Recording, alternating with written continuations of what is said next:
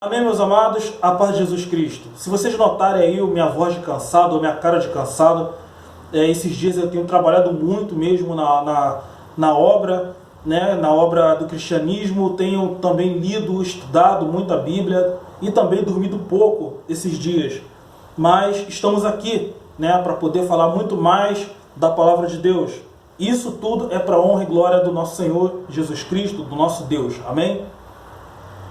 Peço aos irmãos que abram suas Bíblias, certifiquem-se, não receba de bandeja, ok? Sejam críticos, analisem, orem a Deus, peçam confirmação no coração, sabedoria no espírito, amém? Esse vídeo nós vamos estar falando do calvinismo, que defende a predestinação, principalmente da quinta característica, que é a perseverança dos santos, amém? E resumindo, essa quinta característica é a que você se converte e você não perde mais a salvação. Eu posso até ler aqui, vou ler aqui para poder vocês entenderem, tá? Significa o seguinte: a salvação é uma obra de Deus, logo não é algo que se perde. Uma vez concedida pela vontade de Deus, ela permanece até o fim. Deus é fiel às suas promessas e nada pode impedir os seus propósitos. No final dessa quinta característica aqui, a gente vê que tem um pingo, né? Um pingo de homem aqui, né? Você vê que é um pingo de homem, ou seja, Deus te chamou para você viver no reino dele eternamente. E Deus te dá a salvação e por causa disso, ele te promete a salvação e jamais você vai perder. Se você perder, Deus não é Deus. Entendeu? Então, isso aqui tem um pingo de homem nessa conclusão aqui. Tá? Mas existem alguns versículos que, mesmo você sendo escolhido, você pode sim se perder. Até mesmo quando você se converte a Jesus Cristo, você ainda continua no mundo, ainda continua exposto ao pecado. Então, por isso que há instruções para que a gente possa estar sempre perseverante, vigilante, tomar cuidado com aquilo, com isso, aquilo outro, né? Porque se o nosso conhecimento cristão, da gente já se converter, da gente sair do mundo, parar de ser amigo do mundo, né? E a gente se tornar um cristão, representante do reino de Deus, e voltar para o mundo, então você não é mais o representante do reino de Deus. Você não é mais a luz para que a pessoa está andando no escuro possa ver ali você iluminando a rua, né? Você deixa de ser um grão de sal que salga a terra. Então é contraditório, totalmente contraditório essa afirmação da quinta característica do calvinismo. A gente pode também, eu estou sempre cismando com a passagem de Judas, por exemplo, que Judas foi um escolhido, pregou o evangelho, viu Jesus Cristo, viu o que Jesus fez, Jesus revelou o Pai a ele via o Pai em Jesus Cristo, ele pregou, ele curou e ele traiu Jesus Cristo por 30 moedas de prata, ou seja, ele decidiu um caminho diferente. Então é possível sim você perder a salvação, ok?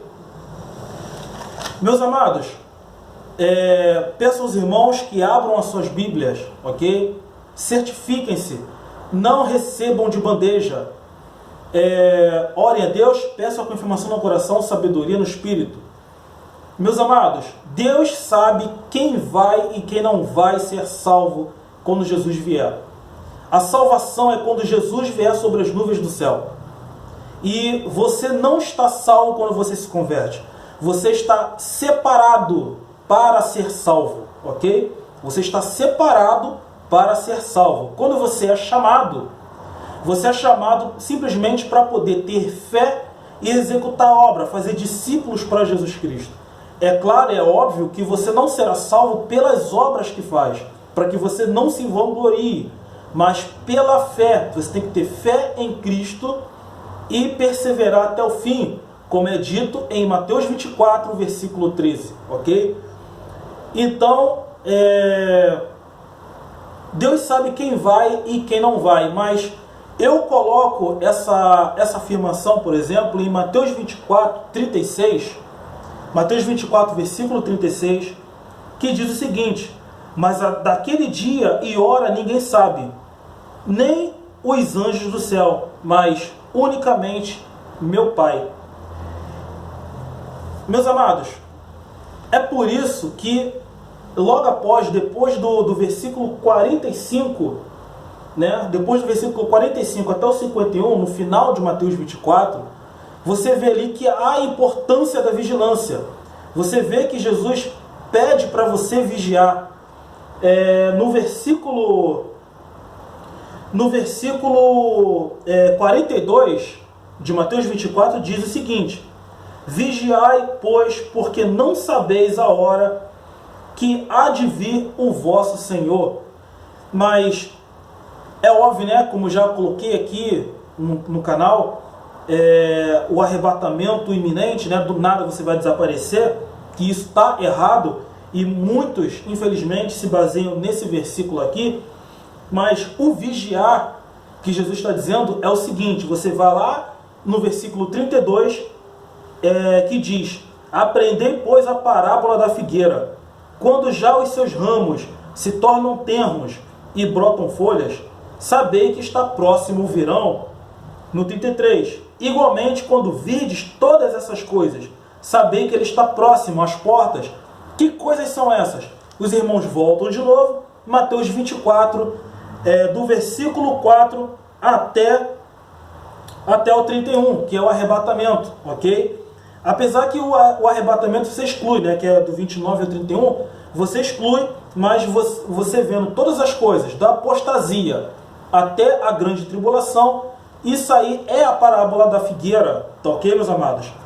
Então, por que Deus, ele sabe o dia e a hora, mas ninguém sabe, somente o próprio Pai, para que a gente vigie? Porque o próprio Jesus fala, ainda nesse mesmo capítulo, que se a gente soubesse o dia, a gente não se preocuparia. A gente simplesmente saberia o dia e só esperar. Isso todo mundo seria salvo. Era só esperar naquele grande dia e Jesus viria sobre as nuvens do céu e não precisaria ter fé, porque você já sabe o dia, ok?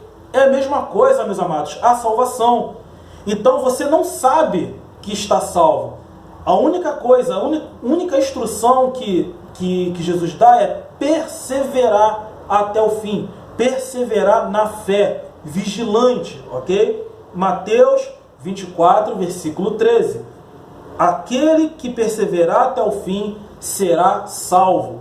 Também, lá em Apocalipse, capítulo 21, versículo 7, diz o seguinte: quem vencer herdará todas as coisas, e eu serei seu Deus, e ele será meu filho. Então, meus amados, quando você se converte, você não está salvo, você está separado, e é um representante do reino de Deus aqui na terra. Esse mundo aqui já não é mais o teu reino, porque você já foi conquistado para o reino de Deus. Então você pode sair você pode sair da representação do reino de Deus e voltar a ser uma obscuridade. Você pode voltar a ser amigo do mundo. Então você estará debaixo da ira de Deus. Entendeu? Então, meus amados, esse negócio de você se converter e já estar salvo, isso aí é que faz com que todos os cristãos que se convertem nessa teoria se acomodem.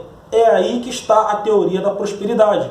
Porque se eu já estou salvo, por que é que eu vou me preocupar em fazer as obras cristãs? Eu vou procurar as coisas para poder ficar bem, relaxado, comer o melhor dessa terra e etc. Então, se eu já estou salvo, então eu vou viver bem até Jesus voltar, não é? Então, nisso já entra nesse conceito errôneo, ok, meus amados? E você acaba aí anulando, né, outras coisas. Por exemplo, o sinal da vigilância, você vai em Mateus 25, e no versículo 6 diz: mas à meia-noite ouviu-se um clamor, aí vem o esposo, saí-lhe ao encontro. E na segunda metade do versículo 10 de Mateus 25, diz: e as que estavam preparadas entraram com ele para as bodas, e fechou-se a porta. As preparadas, ou seja, as vigilantes, as atentas, aquelas que discerniram o tempo, aquelas que estavam observantes ali, que nem o servo prudente e fiel, como está escrito a partir do versículo 45, que diz o seguinte: quem é, pois, o servo fiel e prudente, que o seu senhor constitui sobre a sua casa, para dar sustento a seu tempo? No 46, bem-aventurado aquele servo que o seu senhor, quando vier, achar servindo assim, ou seja, vigilante, vigiando, entendendo as coisas, entendendo os eventos que estão acontecendo, para que ele possa ser salvo, ok, meus amados? Porque senão, eu como cristão, eu posso ser aquele servo imprudente. Por exemplo, a partir do versículo 48, que diz: mas se aquele mau servo disser no seu coração: o meu senhor tarde virá, e começar a espancar os seus conservos e a comer e a beber com os ébrios, então, e nesse conceito eu já estou salvo. Eu posso então fazer todas as coisas, cometer esse pecado, porque já estou salvo. Deus já me deu a salvação, porque eu já me converti, desci as águas. Então Deus, como Ele já me deu a salvação, então de qualquer maneira serei salvo. Não, meus amados, não sejam enganados, ok? Por exemplo, os irmãos vão em Tiago, capítulo 5, versículo 19 e 20, que diz o seguinte: meus irmãos, se algum entre vós se desviar da verdade e alguém o converter, sabei que aquele que converte o pecador do seu caminho errado salvará da morte a alma dele e cobrirá multidão de pecados.